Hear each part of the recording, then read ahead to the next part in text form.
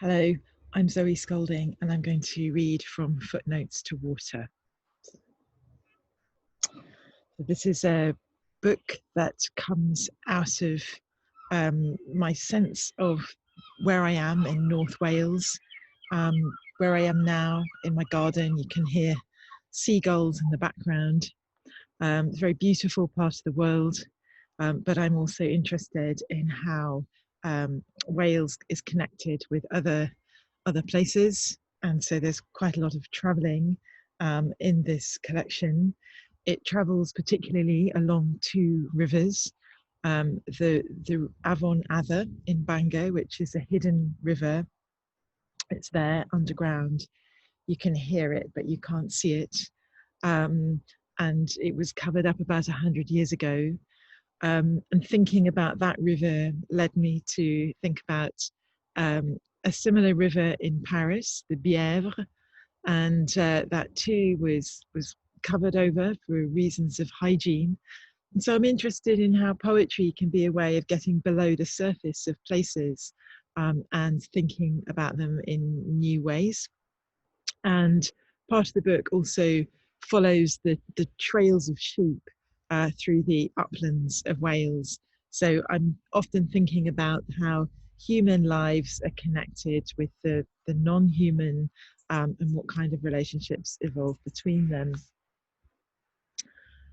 So I'll read from the book. I will read first of all Guls Song. We come into the vacuum where the city was, and we become the vacuum. You can hear your hunger speaking in our noise, and you can hear your hunger for the sea where you came in like us. And now we want your flat roof and your sandwich. We want the whole of the sea and the brooding clouds. Our cries cut through your dropped ice cream and your almost empty bag. We come with necks like monuments to nothing.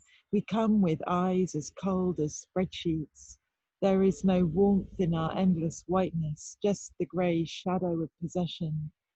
Wherever you are, you can hear us. We came in with the herring and stayed. We came further in, gathering your waste in our plastic beaks. We are rhythm distributed in space. We're stamping on the ground to make the rain come, the worm rise. We see a hand move to a mouth. We come closer. You see us. We back off. We live in your debt, in the wreck of your greed. We scavenge in the turn tide of lunch. We come nesting. Who cares where we lay as long as there's a ledge or the edge of a cathedral roof? We're just too much, and we live in the too much of the takeaway, the too many kebabs and chips. We dance with your too many leftovers. We are leftovers too, with prehistoric feathers. Look at our eyes. You are under our surveillance. Our cries drown out your voices. Look at us. Look at us hanging on. Look at us. We almost love you.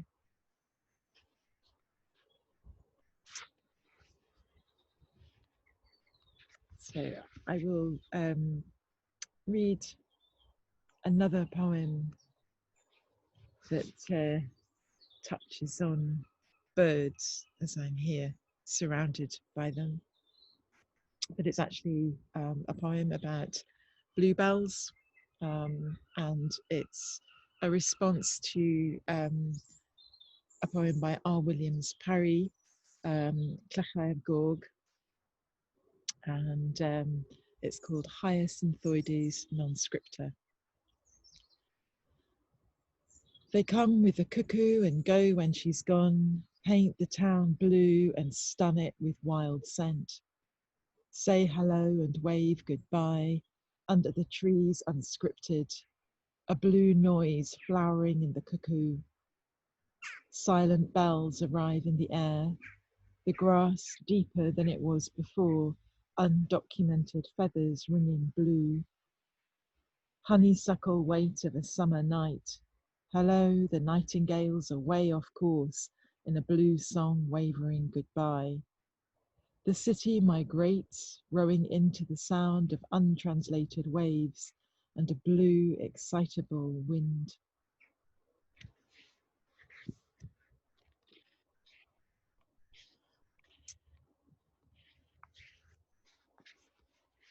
And I read one poem about sheep. So this is from a series called Heft.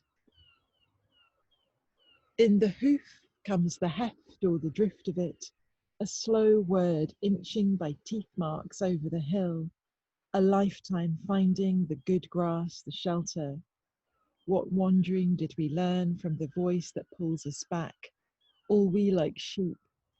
In the heft comes the weight of it, pulling the wool over ownership. I know my own, and my own know nothing but this pattern repeated, land knitted into bleating graphs of profit and loss. In the drift is the learnt map of Cynefin, meaning what you know is moving in the same circles, and what you know is ownership eating the life out of the slow hill, the pattern repeating, and the word for it. And I'll finish with a couple of poems from the final sequence, which is about the Bièvre in Paris.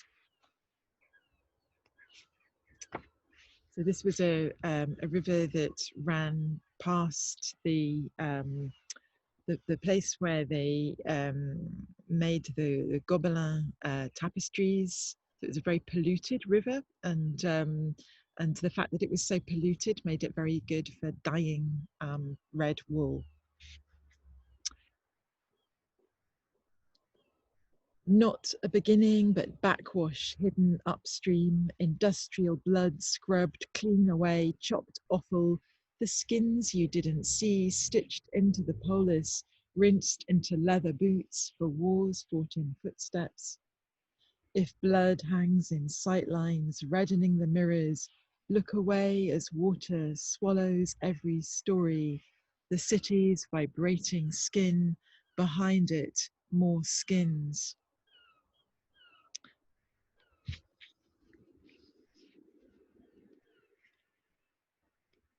And not black ribbon, but white silences, deserted streets, a bleached dust under August moon, cool ermine traced with silver thread, shivers under scraped skins, say snow of leather or city drowned in feathers. You can't get far enough away to see the glacial picturesque without the ripped hide, stench and bloodstains seeping into utterance between the river and itself.